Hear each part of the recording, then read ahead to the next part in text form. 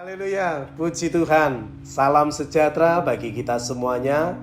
Pada pagi hari ini saya akan menyampaikan firman Tuhan dengan judul Menghormati Roh Kudus. Efesus pasal 4 ayat 30. Dan janganlah kamu mendukakan Roh Kudus Allah yang telah memeteraikan kamu menjelang hari penyelamatan. Seringkali kita lupa bahwa Roh Kudus adalah salah satu oknum atau pribadi dari Allah Tritunggal.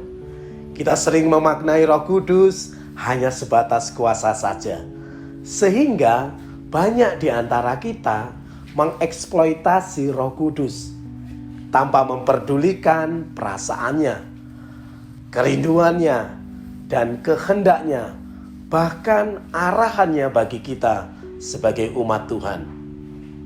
Kita tidak memperdulikan dia lagi. Roh Kudus tidak akan memenuhi kita lagi bila kita selalu menyakiti dan mengabaikan dia. Kita akan hidup hanya menggunakan kekuatan kita sendiri dan kemampuan kita sendiri. Bahkan lebih mengerikan lagi, kita berjalan tanpa Roh Kudus.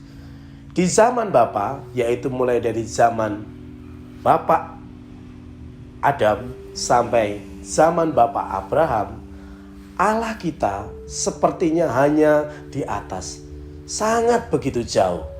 Dan apabila kita berbuat dosa, maka kita langsung menuai hukuman dan akibat dari dosa tersebut. Di zaman anak, yaitu dari zaman Bapak Ishak sebagai anak yang dijanjikan sampai kepada Yesus sebagai anak perjanjian, Allah ada di antara kita, bahkan menjelma sebagai manusia. Firman itu telah menjadi manusia dan diam di antara kita, dan kita telah melihat kemuliaannya, yaitu kemuliaan yang diberikan kepadanya sebagai anak tunggal Bapa, penuh kasih karunia dan kebenaran. Ya, dalam Yohanes pasal 1 ayat 14 dikatakan seperti itu. Nah, saat Roh Kudus dicurahkan pada hari Pantekosta, dalam kitab Kisah Para Rasul pasal 2 ayat 1 sampai 4, Allah tidak jauh lagi dari kita. Dia ada bersama-sama dengan kita. Amin. Dia ada di dalam kita. Haleluya. Seharusnya kita bermitra dengan Roh Kudus sebagai bentuk penghormatan kita. Bapak Ibu Saudara yang dikasihi oleh Tuhan, nah, bagaimana selanjutnya kita menghormati Roh Kudus?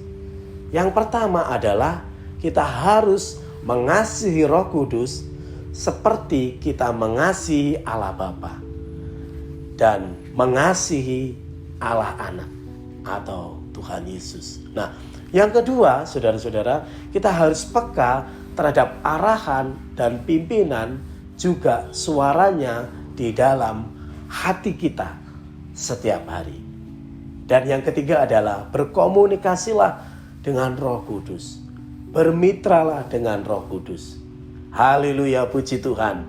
Maka pastilah kehidupan kita setiap hari akan mengalami karya Roh Kudus.